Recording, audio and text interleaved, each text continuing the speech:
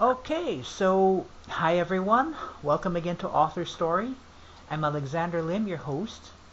Our guest for this episode is Marivi Soliven, author of the book The Mango Bride. So Marivi, welcome to AuthorStory. It's great to have you with us. Thank you for having me, Alex. Ah, cool. It's great. So Marivi, tell us a little bit about yourself. Who are you and what got you interested in writing a story based on emigration and assimilation? Well, I'm uh, I'm a transplant from Manila. I Okay. grew up in Manila. I moved here in my 30s when I married, so I'm keenly connected to the experience of immigration. I was not born in the United States, so I like to say I'm not Filipino American Mhm. because I came here fully formed. Okay. And so I came as an adult. I understood the rigors of the immigration process. I had to go through all of the interviews, file all the paperwork. It took several years. And in that process, I became very much aware of the difficulties um, immigrants face, not just the legalities, which are ponderous enough, but also, the sense of dislocation, the sense of being removed from your place of birth and everybody you know and all your friends who might help you with jobs or social networking or psychological support, and moving to a place where, however familiar America might seem to Filipinos who grow up on American movies and American TV shows, is still a foreign country. Yep. Okay, got that. Okay, so would you mind giving us a thumbnail sketch of what the book is all about? What's the story in the book itself? Yeah, The Mango Bride covers the journey of two women from very different socioeconomic backgrounds. One of them is from a wealthy clan. Her name is Amparo Guerrero, and she's banished to the United States by her parents because they fear that she's going to bring scandal and ruin her family reputation. Okay. Um, Other one is Beverly Obejas, who is an orphan daughter of a waitress, who is impoverished herself and who comes to America as a mail order bride, because she hopes to find love and happiness and prosperity in the United States. Okay, all right. So, did you have any intended readers in mind, people you wanted to reach when you wrote this book, or did the book just come out, organically, just grew, it just came about? I never really think about the readers when I'm writing a story. I just want to tell a story, and then I kind of hope that if it's good enough, it will find its readers, or the readers will find the story. So, if anything, I figured, 10%, but I think it's 10% of the Filipino population lives abroad. Right? So I figured the sense of dislocation and immigration would resonate with at least some of those people. And then, quite frankly, in the United States and possibly, you know, pretty much everywhere in the world, there is a population of people who have moved from the place where they grew up to another place. In Right. America, it's most usually because of marriage, or they move across the country to go to college or to find jobs. So that sense of moving to a distant place and starting up fresh is common to many people, not just Filipinos. All right. Okay, cool. So, I have to ask this one, because there are a lot of tropical fruits grown in the Philippines. Why did you use a mango in the title?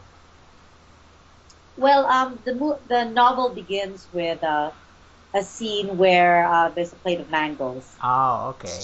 Um, it's just one of those iconic symbols of the Philippines. It's, Philippine mangoes are supposed to be the sweetest in the world, although I guess India will argue with that. Right, right. Uh, and even in California, where I live, there are like every few months or so we'll see like a box of mangoes called Manila mangoes Mm. or champagne mangoes from Manila, and I'm told that they're actually from Mexico. Oh, okay. But the reputation of Manila mangoes or mangoes from the Philippines being sweet is such that it's a good thing to add to like a crate of mangoes from wherever they are. Hmm. Okay. All right. I got that. Okay. So what I find interesting about the book is that there are topics within that uh, might be familiar with Filipinos, but not with people from other nations, such as say the kind of class structure that still exists in the Philippines. As well as the social stories that live in our culture. Was this, and the possible reasons that Filipinos emigrate something you intended to highlight in the book? Well, yes, in a word, yes. Okay. I want to, I wanted to add another view of immigration because the stereotype of the immigrant is, somebody who is impoverished, someone who's seeking a better, way of life, more money, a comfortable lifestyle, because they come from the third world and life is so hard there, and they can't live on the meager earnings they have, even if they're like nurses or teachers. Right. Um, but on the other hand, there is another group of immigrants who are actually pretty well off, and they leave a very comfortable lifestyle in Manila when they move to the United States. I know people who came to America and they didn't even know how to operate like a dishwasher or a washing Mm. machine. I didn't know how to operate a washing machine Okay. because even middle class families in the Philippines have servants to do all of this stuff that machines do in the United States. So um, I'm I'm very well acquainted with people from all walks of life because I work. My day job is as an interpreter, and so I do interpretation for a lot of Filipinos who move to the United States or any other country and are unable to speak English in situations of stress when they're under duress, like when they're filing accident reports, Right. or they're about to go in for an operation, or they're in court getting a divorce.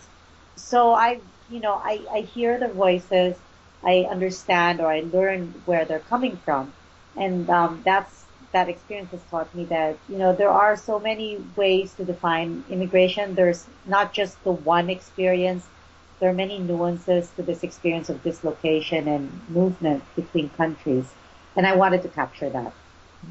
Okay. All right. I got that. Okay. So, what was your own personal experience when it came to assimilating into American society? It was on the one hand, I would think it was easier than some other people might have, uh, than some other people's experiences in the sense that I spoke English, Right. uh, you know, pretty fluently. I came when I was, already past all of the angst of like adolescence, and Right. I came with my husband, and we moved to a very cosmopolitan part of America. We lived in Berkeley for 7 years, for the first 7 years of our marriage, because he was doing his doctorate at UC Berkeley. So that town or that city in particular is immensely cosmopolitan in the sense that everybody is from somewhere else, and it's a university town. So we were living among a community of transplants, people from all over the world who had come to get their undergrad or grad degrees at Berkeley. And then, of course, we are close by San Francisco, also another cosmopolitan place. Right. So it was for me relatively easier.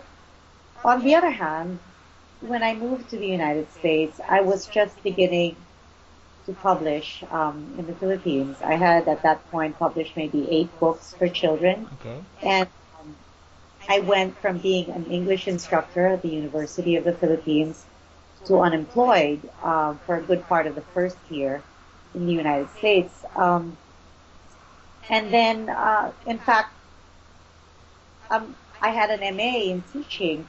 And until I could find a job as a preschool teacher, I was at loose ends. My first job was actually as a personal assistant to a professor who was paralyzed from birth. Okay. And, for 750 an hour, I basically held up a newspaper so he could read it and punch buttons on the remote control so he could catch his favorite soap operas. Right, right. It's basically essentially a caregiver. Mm. So that's a pretty big drop from teaching English and the humanities at the university. Right, right. So that required a paradigm shift. I really had to reorganize the way I, you know, viewed myself and my place in the community. And it was a struggle. It was a struggle to get back to writing after that. Mm. Okay. So how much of your own experiences, went into this book? Well, Amparo, the character from A Wealthy Time, is a phone interpreter, and that's what I do for you know, that's what I do for a day job. Right, right. So there's a lot of that. Many of the calls are adapted from actual phone calls I took on my day job. Mm. Okay. Uh, and the places that I describe are places that we actually frequented or lived in Berkeley and in San Francisco. Okay. So very much of the book is drawn from my personal experience. Okay, cool. So I understand that for a while you dealt with victims of domestic violence during the recession. And correct me if I'm wrong, but I think one of the main characters in your book, Beverly, experiences. Am I correct? Yes. Okay, so how much of those stories, those real life stories that you listened to and you heard, went into the character of Beverly? I would say at least 95%. Oh, okay, okay, right. So it's so Beverly sort of like whatever happened to Beverly most probably likely happened in real life then. Yes, one of the calls I took most frequently during the recession were calls for the National Domestic Violence Hotline. Hmm. And on all levels, I took them on the level of the social worker doing an intake interview for a shelter, or domestic violence support advocates who are trying to move a woman from a dangerous situation into a shelter, Right. to court cases, to depositions that an attorney was taking from her client who had been beaten by her husband. So I've seen it at all levels Okay. of the experience. All right. Okay, got that. So let me move on to the other character. I mean, Amparo. I believe she's the because she comes from a well-to-do family, kind of like a very wealthy family in the Philippines. And I understand that your background essentially middle class. So how much research did you need to do to create her character, to create her family and its surroundings? Well, I really just had to draw on everything I remembered from my parents and my aunts and mother when they were talking amongst themselves. It really was the language of a particular class. Okay. Uh, and my parents were nationalists. They felt that their life in Manila was so much better than anything they could hope for in the United States. Okay. My mother lived for several years in California, in LA, and in London, and she always just wanted to come home because there was not much of a connection with other people in the United States and Okay. in England because they were expatriates, and second because quite frankly she didn't like having to do the housework. Okay. I don't know any middle class Filipinos who enjoy doing housework. I certainly don't iron very well. I try to avoid it whenever possible. I learned to cook, which actually, when I'm going through writer's block, I cook a lot. And so there are a lot of scenes in The Mango Bride where food plays a big factor. In fact, food is a metaphor for love Mm. in the book. Um, so I put that in. Mm. So yeah, a lot of my background growing up, uh, the artwork that's talked about in the opening scenes of The Mango Bride, those are all drawn from my family, my home. Mm. Okay. So I take it then you didn't have to do, much research for this book. I mean, it's basically you already knew essentially what was going to happen or how Well, things would go. I did research in the sense of I needed to know certain things about police procedure, Mm, uh, what happens, after violent crime.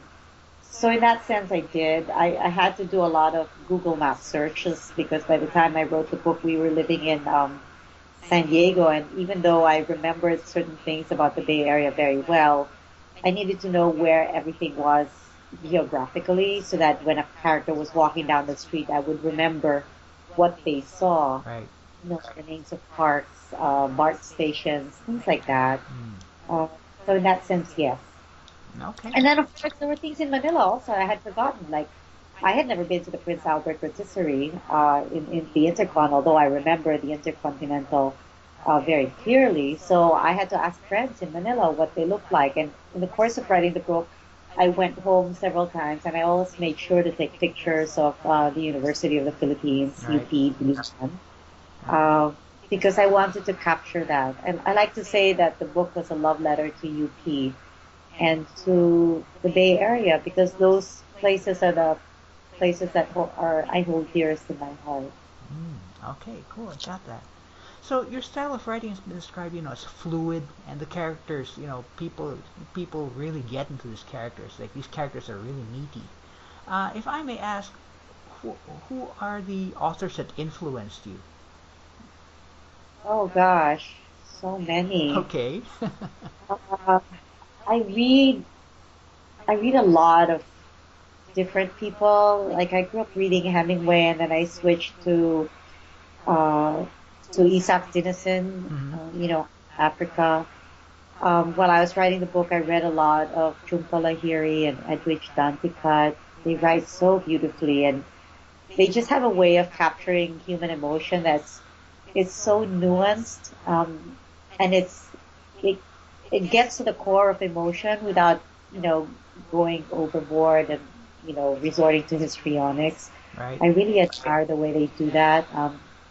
Chimamande Ngozi, she's also wonderful. Um, I don't know. I know I'm missing a lot of people. Okay.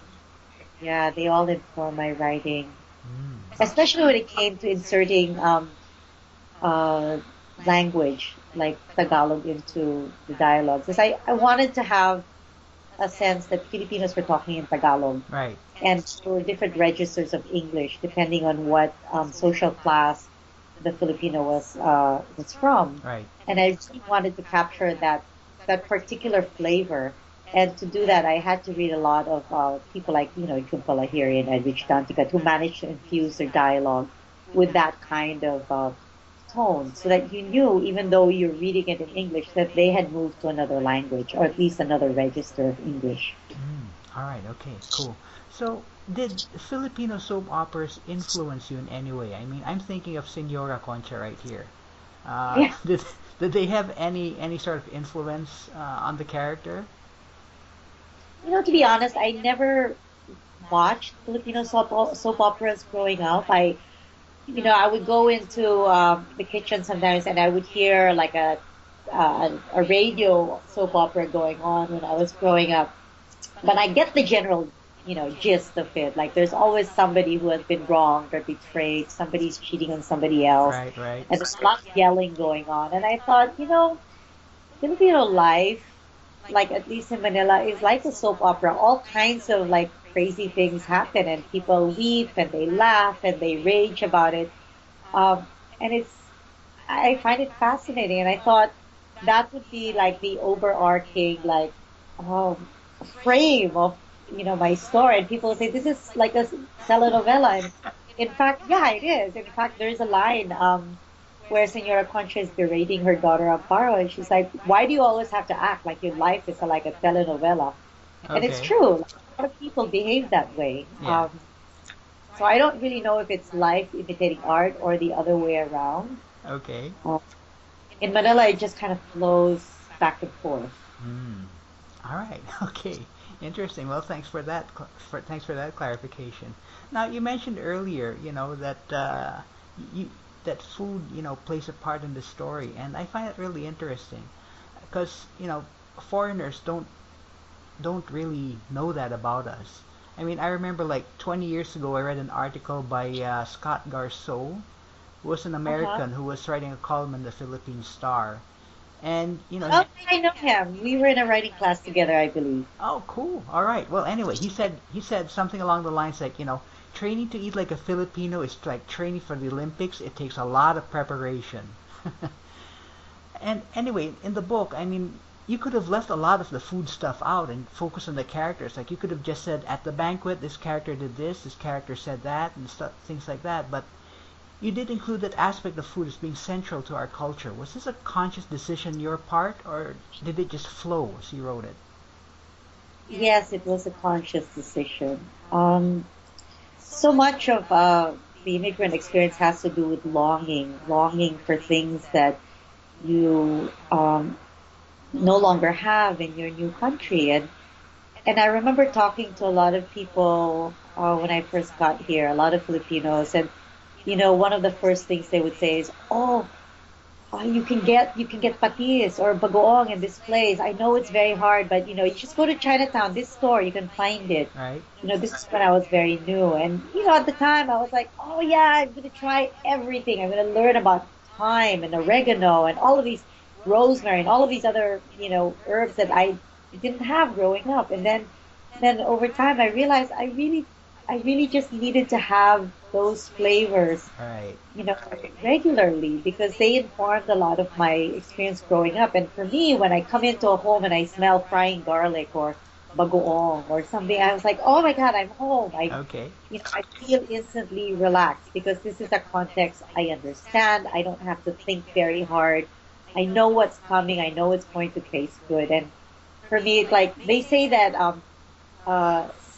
the sense of smell is the sense of memory. Right. But I think for a lot of Filipinos, the sense of taste is the sense of memory because, just that first mouthful of pinakbet or sisig or ensaymada, that just brings back a whole world of memories from your childhood, Mm. from Christmas, from, when I first got here, I was like, what the hell? Right. What does this do with Thanksgiving? We work so hard. There are no presents at the end. I Right. think at Right. least Right. for Christmas, we have this wonderful feast. Everyone exchanges presents. People are together, and it's great. But I just couldn't get into Thanksgiving, you Mm. know. And Okay. this is a funny thing. It's like one of the first times I went to Thanksgiving in a Filipino family, there was, of course, the turkey, the gigantic turkey. It was off to one side. Everybody was ignoring it because they were all eating the lechon. Okay. You Okay. know, Okay. the turkey was like a centerpiece that nobody bothered with. It was Okay. like flowers, and but everyone else was really eating the paksiw, the lechon, and whatever else like all of our Filipino family had brought together to the meal. Mm. Okay. All right. I got that. And it does add the mention of food, and especially kinds of food. It does add to the flavor, of the story, so to speak. Yeah, it was. Okay, so let me get a little serious here. Let's say you come across someone like yourself who has emigrated to another nation, not necessarily the United States, and is having a lot of challenges doing so. And let's say you only have enough time to tell that person one thing. What would be that one thing you would tell that person? Well, that's a really good question. I would say to be patient with yourself Okay? because it really does take a while for you to understand how you fit in the foreign country. Not just, physically, but in terms of your um, attitude.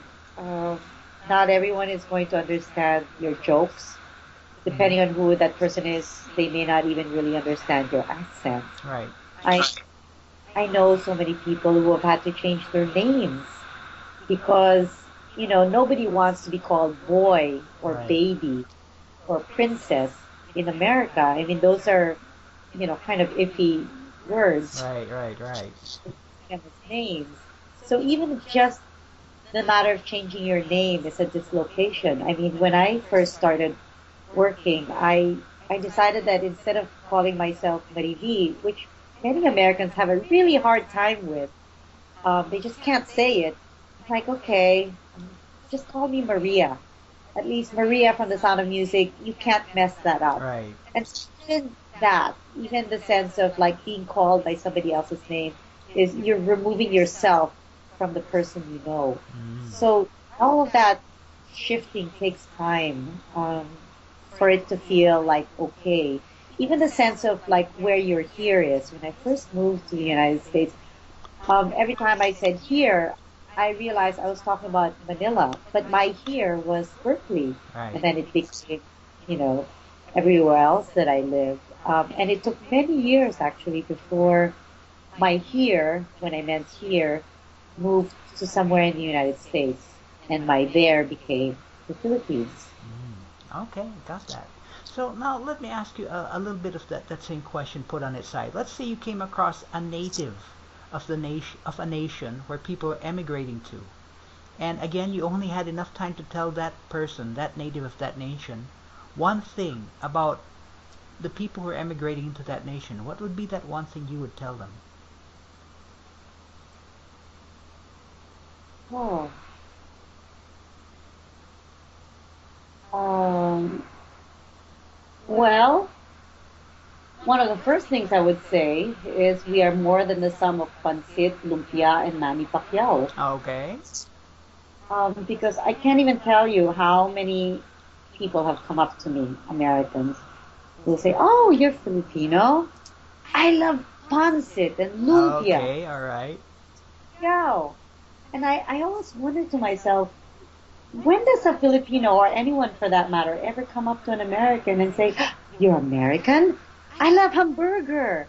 I love, I love, you know, I don't know. I'm blanking on like the latest like sensation, Okay. uh, sports or cinema, but nobody ever does that. Right. But because so little is known about Filipinos, it's very hard for non-Filipinos to understand like what we are. So they latch on to again food, or they say, "Oh yeah, my children were raised by Filipino nannies." Mm. Um, Okay. and you can't blame them. Many times, like Filipinos who live abroad try to fade into the dominant culture. They try to be as much like the mainstream culture as they can. Right. So they're not they don't assert their Filipino-ness because they find that it's easier, it's more convenient for them to, immerse themselves in American mainstream culture. That's just the way it is. So you never really hear about anyone who's necessarily Filipino unless he's like a famous boxer Right. or eating spring rolls. Right. Okay, I got that. So, are there? I know you've written a lot of books already. Are there any other stories or topics that you are interested in exploring as a writer in the future? Well, yeah, right now I'm working on a second novel. It's about Filipinos in the 30s, the generation of the Manongs who were migrant farm workers. Right. And I'm about halfway through, so it's a really interesting project. Mm, okay, cool. I got that. So, Marivi, in the last few minutes, I would now like to ask a few questions that might give our listeners a little more insight into who you are as a person or a writer. Would this be okay with you? Sure. All right, cool. So, my first question is, what's your most favorite thing to do? You mean aside from writing? Aside from writing, of course. Probably cooking. Oh, I cooking. really enjoy cooking. Mm-hmm. Like cooking the dishes from the Philippines, or just cooking anything anything. No, not necessarily. I find that cooking is a creative act, Oh, and okay. and I have a very low tolerance for repetition. So, I buy essentially the same things, the usual proteins like pork, chicken, beef, but I always like to try something different. Like, so I'll try an Ethiopian dish, or Mm, I'll try to make a lentil soup two different ways, or, I'm constantly looking into like, foodie websites because I want to surprise myself. I mean, my family's told me, you don't really have to put that much time into cooking, we'll eat anything. But for me, it's not so much the eating of it, it's about the preparation. Because I right. really I really find it fulfilling to see how things come together. There's an alchemy to cooking that I find just fascinating. If I could write, a book that had to do with food again, I probably would. Um, yeah, I really do. And I like yoga. I do a lot of yoga. Every time I have a daily practice, and every time I run up against writer's block, I will go to a yoga class, and inevitably, at the end of that hour, I'll have figured something out. Mm. Um, All right, yeah. all right, cool. Thanks for that. So my next question is the inverse of the first. What is your least favorite thing to do? You mean aside from ironing? Okay, aside from ironing, but it can be ironing if you want.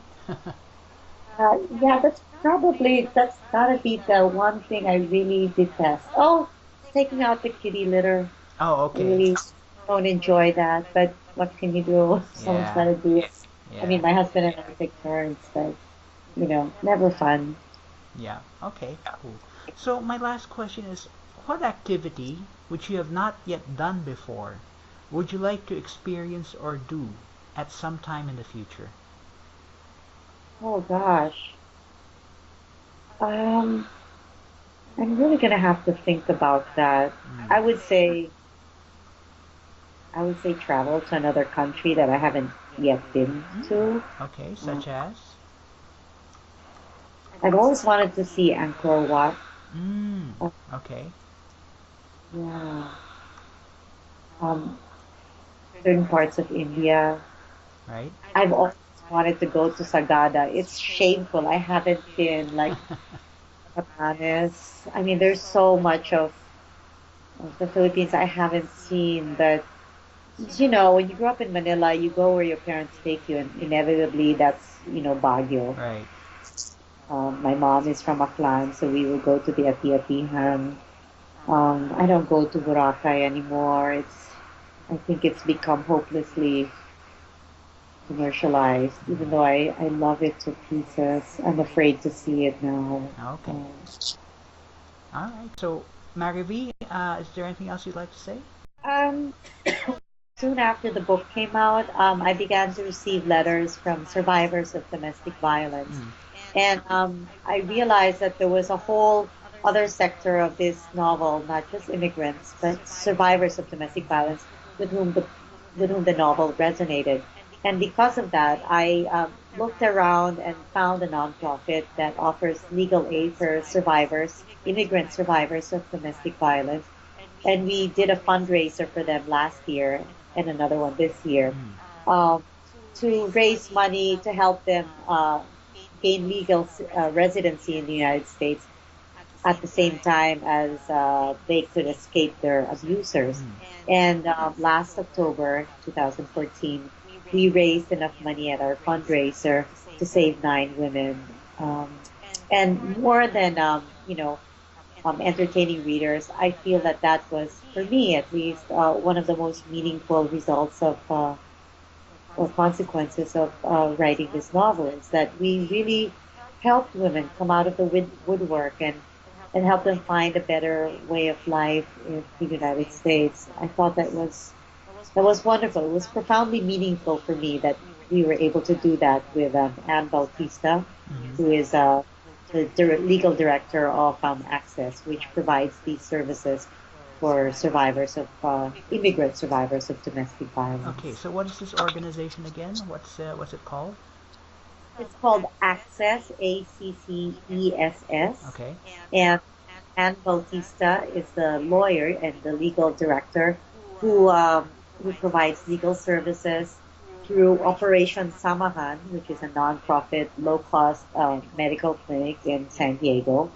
And she provides legal consultation and legal aid and processes their papers at a low cost to help immigrant survivors of domestic violence escape their husbands or partners and gain their own legal residency without having to depend on the men who are beating them to file for their permanent green cards and citizenship.